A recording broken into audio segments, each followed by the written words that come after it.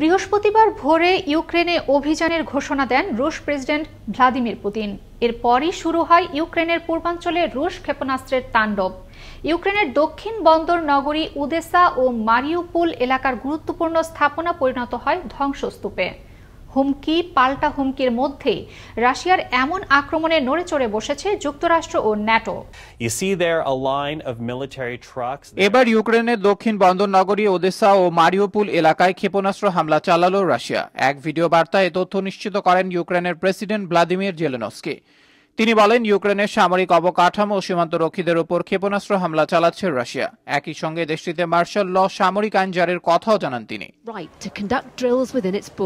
এদিকে রাজধানী কিয়েভের আকাশসীমায় রেড অ্যালার্ট জারি করে সাইরেন বাজিয়ে বিপদ সংকেত জানিয়ে দেওয়া হচ্ছে। এছাড়া দেশটির বিভিন্ন শহরে স্কুল কলেজ বন্ধ সহ সবাইকে কাজে যাওয়া থেকে বিরত থাকারও নির্দেশ দেওয়া হয়। এর আগে ইউক্রেনের রাজধানী কিয়েভ সহ দেশটির দোনেৎস্ক অঞ্চলের কামাটরস্কে বেশ কয়েকটি বিস্ফোরণের খবর পাওয়া গেছে। এছাড়াও উত্তর ইউক্রেনের কার্কিভ, দক্ষিণের ওদিশা এবং পশ্চিম দোনেৎস্কের ওব্লাস্ট এলাকা থেকেও বিস্ফোরণের শব্দ শুনতে পান দেশটির নাগরিকরা। অপরদিকে এ ধরনের হামলাকে আন্তর্জাতিক আইনের লঙ্ঘন ও ইউরো আটলান্টিক অঞ্চলের নিরাপত্তার জন্য হুমকি বলে অভিহিত করেছেন ন্যাটো মহাসচিব Jens Stoltenberg. Defense ministers meeting in Brussels. Abrar Ahmed Mahi, Ananda TV, international desk. The alliance's eastern flank.